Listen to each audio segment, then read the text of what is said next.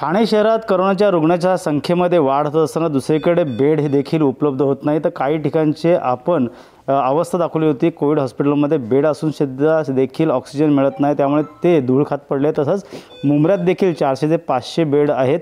आपण ज्या ठिकाणी कौसा मुंब्रा या ठिकाणी 400 ते बेडचं खाटाचं या ठिकाणी ICU असतील, नॉन ICU असतील, अशा प्रत्येक बेड्स इथे उपलब्ध आहेत। मात्र करोना काळ कुठेतरी कमी झाला होता, त्यानुसार याकडची यंत्रणा जी हलवण्यात आली होती आणि इकडचे लागणाऱ्या वस्तू जे ते महापालिकेने काढून ग्लोबल हॉस्पिटलमध्ये टाकण्यात आलं होतं। व्हेंटिलेटर असतील, इतर साधन सामुग्री असतील, अशा सर्व यंत्रणा उखाडून त्यांनी पूर्णतः त्यांच्या ठिकाणी नेण्यात आली होती। मात्र आता हे जे कौसामध्ये असणारं कोविड सेंटर आहे ते ऑक्सिजन अभावी जे आहे ते बंद पडण्यात आलेलं आहे।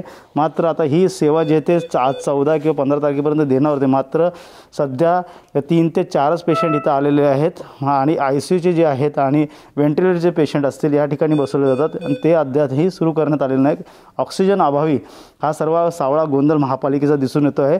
म्हाडाने पूर्णपणे यंत्रणा आमदार जितेंद्र आव्हाड यांना देण्यात आली होती आणि हीच कार्यान्वित करण्यासाठी पालिका संयुक्त कामगिरी करत होती। मात्र या ठिकाणचे विरोधी पक्षनेते राष्ट्रवादीचे आहेत, त्यांनी अनेक वेळा आवाज उचलला, सभागृहामध्ये आवाज उचलला, मात्र अजून देखील लोकांना बेड मिळत नसल्यामुळे त्यांनी स्वतः इथे येऊन परत दखल घेतलेली आहे। त्यांनाच विचार क्या बताओगे किस तरह से बेड नहीं लोगों को मिल रहा है और ये पूरा तैयार रहकर भी ऑक्सीजन नहीं मिल रहा है, क्या एक पूरा मामला है सामने?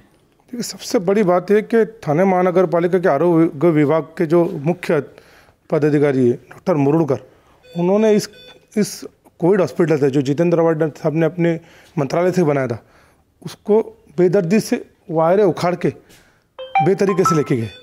आज उसे हमको पूरा शुरू करने के लिए फिलिप्स कंपनी के टेक्निकल लगेंगे, जो कई तरीके से कई मशीनें ख़राब भी हो सकती है, दोबारा बन भी नहीं सकती। ऐसी व्यवस्था में उसे उजाड़ के गए। ठीक है, आपको ग्लोबल में लेके जाने का चाहिए था तो सिस्टम से किसी को बता के किसी जानकार आदमी को बनना चाहिए था।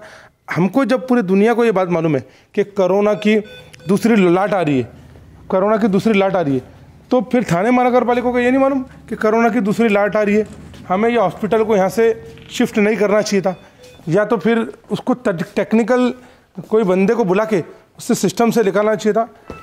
सबसे बड़ी बात ये बोल रहा हूँ, आज हमारी ये हॉस्पिटल तैयार है, लेकिन ऑक्सीजन नहीं होने के कारण हम इस हॉस्पिटल को शुरू नहीं कर सकते। एक वेंटिलेटर की कमी आपको पूरे महाराष्ट्र में दिख रही होगी, देश में दिख रही होगी, लेकिन हमारे पास अभी भी 37 वेंटिलेटर ग्लोबल में जाने के बाद भी 57 वेंटिलेटर हमारे पास अवेलेबल है। लेकिन कई वेंटिलेटर का ऐसे वायर उखाड़े मुरुगन ने, ऐसे वायर उखाड़े, तो ऐसे अधिकारियों पे क्या कार्रवाई की जाए?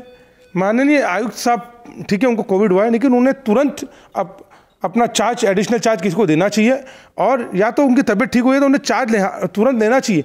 आज ऑक्सीजन की ये तो हॉस्पिटल महापालिका का हॉस्पिटल है, प्राइवेट हॉस्पिटलों में ऑक्सीजन नहीं है। सवेरे 6:30 बजे ये ऑक्सीजन मैं लेके आया हूँ वाशी से। वाशी महापालिका के अधिकारी वहाँ पे अवेलेबल है, तो हमारे थाने महानगर पालिका के अधिकारी को ये नहीं मालूम? ये लोक प्रतिनिधि का काम है। मतलब कहीं ना कहीं मिसकम्युनिकेशन गैप की वजह से हम इतने एरिया में ऑक्सीजन अवेलेबल कर सकते हैं, मिसकम्युनिकेशन गैप है, कोऑर्डिनेट नहीं है।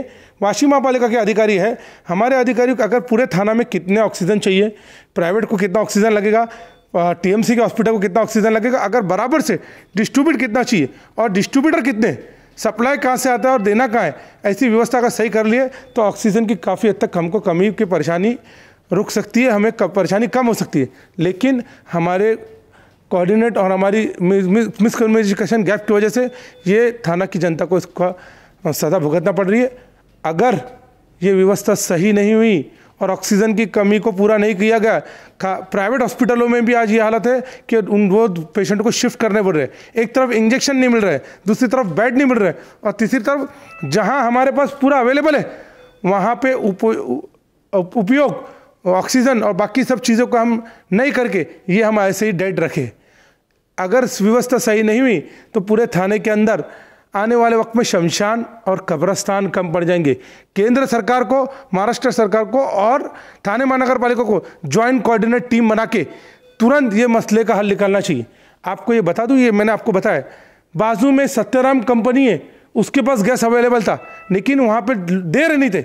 जैसे ही मुझे जानकारी मिली, मैं तुरंत जाके वहाँ से ऑक्सीजन लेके आया। मैंने जिसको जो करना है वो जाके मेरी कंप्लेंट करो, कहाँ करना है।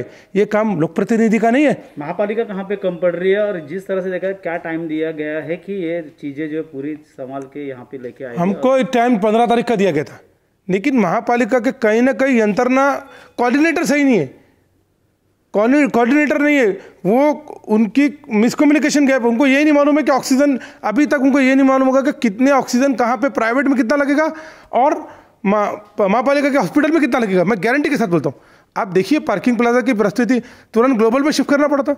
गैस की कमी हो, ऑक्सीजन की कमी हो सकती है, लेकिन इसमें केंद्र सरकार, राज्य सरकार और महापालिका को, तीनों को कोऑर्डिनेटर्स ज्वाइंट साथ में टीम बनाना पड़ेगी, तभी हम ये लड़ाई से लड़ सकते हैं। नहीं तो पहले के मुकाबले में अब हमारी डेथ संख्या भी बढ़ गई है, पेशेंट संख्या भी 2200 हो गई है, कब्रस्तान और शमशान भी कम पड़ जाएगा अगर हमारी आंख नहीं खुली तो।